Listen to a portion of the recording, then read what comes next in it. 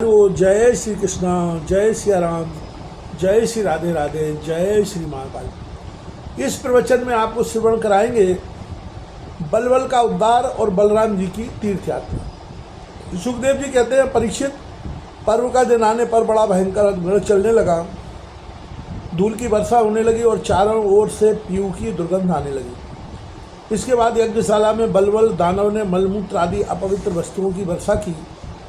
तदनंतर हाथ में त्रिशूल लिए वह स्वयं दिखाई पड़ा। उसका डील डोल बहुत बड़ा था, ऐसा जान पड़ता था मानो ढेर का ढेर काल इकट्ठा कर दिया हो। उसकी चोटी और दाढ़ी मूछ तपे हुए दांतों के समान लाल लाल थी। बड़ी बड़ी दाढ़ों और भौं के समान उसका मुँह बड़ा भयावना लगता था। उसे देखकर भगवान बलराम जी ने शत्रु सेना की कुंदी करने वाले मूसल और दैत्यों को चीड़-फाड़ करने वाले हल्का स्मरण किया। उनके स्मरण करते ही वे दोनों शस्त्र तुरंत वहां आ गए। बलराम जी ने आकाश में विचरने वाले बलबल दैत्य को अपने हल्के अंगले भाग से खींचकर उस ब्रह्मद्रोही के सिर पर बड़े क्रोध से एक मूसल कसकर जमाया, जिससे उसका ललाट फट गया और वह खून उगलता हुआ आर्त स्वर से चिल्लाता हुआ धरती पर गिर पड़ा। ठीक वैसे ही जैसे वज्र की चोट खाकर गेरू आदि से लाल हुआ कोई पहाड़ गिर पड़ा हो। नैमिषारण्यवासी महाभाग्यवान मुनियों ने बलराम जी की स्तुति की, उन्हें कभी न व्यर्थ होने वाले आशीर्वाद दिए और जैसे देवता लोग देवराज इंद्र का अभिषेक करते हैं वैसे ही उनका अभिषेक किया गया। इसके बाद ऋषियों ने बलराम जी को दिव्य वस्त्र और दिव्य आभूषण प्रदान किए तथा ऐसी बैजंती माला दी जो कभी सौंदर्य का आश्रय एवं कभी न मुरझाने वाले कमल के पुष्पों से युक्त थी। तदनंतर नैमिषारण्यवासी ऋषियों ने विदा होकर उनके आज्ञानुसार बलराम जी ब्राह्मणों के साथ कौशिकी नदी के तट पर आए। वहाँ स्नान करके वे उस सरोवर गए जहाँ से सरयू नदी निकलती है। वहाँ से सरयू के किनारे किनारे चलने लगे, फिर उसे छोड़कर प्रयाग आए और वहाँ स्नान तथा देवता ऋषि एवं पितरों का तर्पण करके वहाँ से पुलाश्रम गए। वहाँ से गंडकी, गोमती तथा विपाशा नदियों में स्नान करके वे सोन नद के तट पर गए और वहाँ स्नान किया। इसके बाद गया में जाकर पितरों का वसुदेव जी के आज्ञानुसार पूजन यजन किया। फिर गंगा सागर संगम पर गए, वहाँ भी स्नान आदि तीर्थ कृत्यों से निवृत्त होकर महेंद्र पर्वत पर गए। वहाँ परशुराम जी का दर्शन और अभिवादन किया। तदनंतर सप्त गोदावरी, बेड़ा, पम्मा, भीम भगीरथी आदि में स्नान करते हुए स्वामी कार्तिकेय का दर्शन करने गए तथा वहाँ से महादेव जी के निवास स्थान श्रीशैल पर पहुँचे। इसके बाद भगवान बलराम ने द्रविड़ देश के परम पूर्णमय स्थान वेंकटाचल बालाजी का दर्शन किया और वहाँ से वे कामाक्षी, शिवकांची, विष्णुकांची होते हुए तथा श्रेष्ठ नदी कावेरी में स्नान करते हुए पूर्णमय श्री रंग क्षेत्र में पहुँचे। श्री रंग क्षेत्र में भगवान विष्णु सदा विराजमान रहते हैं। वहाँ से उन्होंने विष्णु भगवान के क्षेत्र ऋषभ पर्वत, दक्षिण मथुरा तथा बड़े बड़े महापापों को नष्ट करने वाले सेतुबंध की यात्रा की। वहाँ बलराम जी ने ब्राह्मणों को 10,000 गऊएं दान की।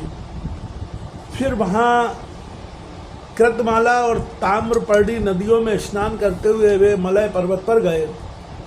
वह पर्वत 7 कुल पर्वतों में से एक है।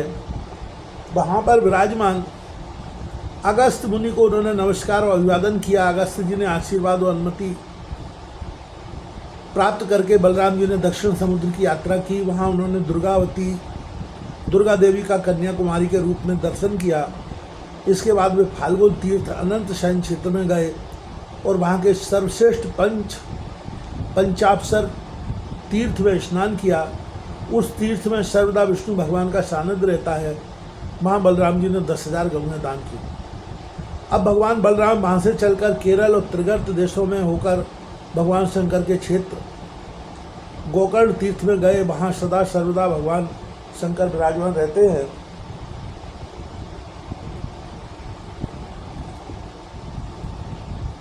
वहाँ से जल से घिरे द्वीप में निवास करने वाली आर्या देवी का दर्शन करने गए और फिर उस द्वीप से चलकर सूरपासक क्षेत्र की यात्रा की।